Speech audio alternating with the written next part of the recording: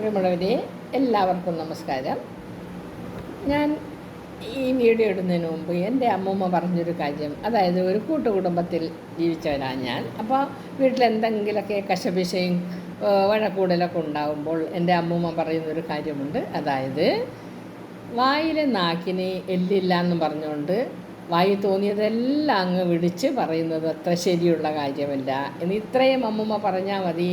പിന്നെ വഴക്കൂടിയവരാരും അവിടെ ഉണ്ടാവുകയില്ല. എല്ലായിടും നിശബ്ദം, ശാന്തം, സുന്ദരം, മനോഹരം.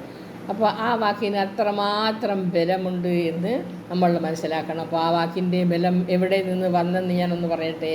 നമ്മുടെ ഗ്രീക്ക് ഫിലോസഫറായ സോക്രട്ടീസ് പണ്ടൊരു കാര്യം പറഞ്ഞിട്ടുണ്ട്, വളരെ മനോഹരമായ കാര്യം. നമ്മൾ ഒരു കാര്യം പറയുന്നുണ്ടെങ്കിൽ, ചെയ്യുന്നുണ്ടെങ്കിൽ അതിൽ 3 കാര്യങ്ങൾ ഉൾപ്പെടണം.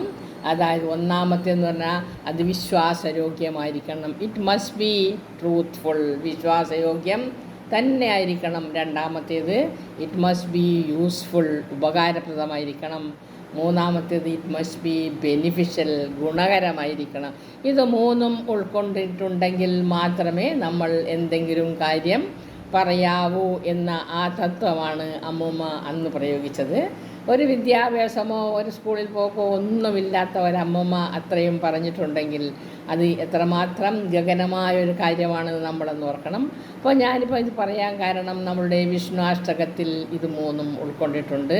അത് സത്യമാണ്, അത് ഉപകാരപ്രദമാണ്, അത് ഗുണകരമാണ്. അതുകൊണ്ട് നമ്മളെല്ലാവരും അത് പഠിച്ചു തന്നെ പ്രാർത്ഥിക്കണം എന്നൊരു വിശ്വാസം എനിക്കുണ്ട്. അതിൽ ഇത് 3ഉം നമുക്ക് എപ്പോഴെങ്കിലുമൊക്കെ നേടാൻ പറ്റും എന്ന് വിശ്വസിച്ച് നമ്മൾ പഠിക്കണം. അതുകൊണ്ട് അതിൻ്റെ 3ാമത്തെ ശ്ലോകം ഞാൻ നിങ്ങളിലേക്ക് എത്തിക്കുകയാണ്.